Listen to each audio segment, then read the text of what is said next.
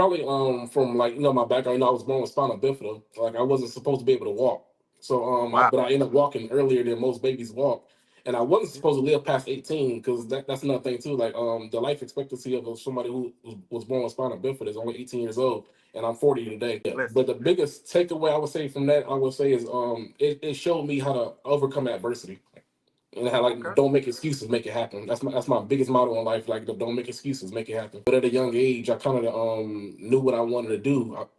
So I got into weightlifting when I was 15, and by the time I was 17, I weighed 160 pounds, but I was benching like 350 in high school. And so, like, I was strong for my size, and then I started comparing my numbers against theirs because, like, they weighed about, I think, between 230 and 250, but I weighed 165 pounds, and I was putting them close to their numbers. So I was kind of like Yeah. chasing those numbers. Like that was one of my main motivations. I wanted to be one of the strongest guys on the board.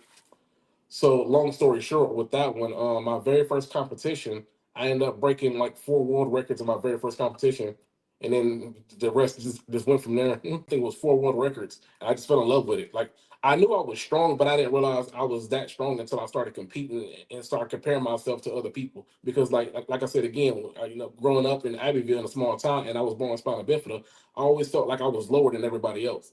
But then Yeah. powerlifting gave me that I guess that level. It made me feel important. I mean, it felt amazing. I mean, you almost feel like a rock star because, like, when the meet is over, everybody wants to talk to you. They want to shake your hand and they want to meet you and talk to you and stuff. Honestly, obsession. That's the best way I can say is obsession because, like, back when I was doing, like, anybody who knew me at that time, like, that's all I cared about. From the time I woke up to the time I went to bed, it was just that's all. It's really just obsession. Like, you got to be almost obsessed with it, and that's what separates the good from the greatest. Because, like, yeah, you could be strong and put that time in, but if you want to go to that next level, you have to be like obsessed. Over your years and all the things that you've accomplished and all the championships that you won, when you look back over your whole career, what do you want your legacy to be?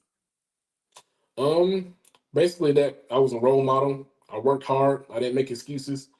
I overcame almost every obstacle that was thrown my way, and that I always been a great person and a great role model and inspiration to people.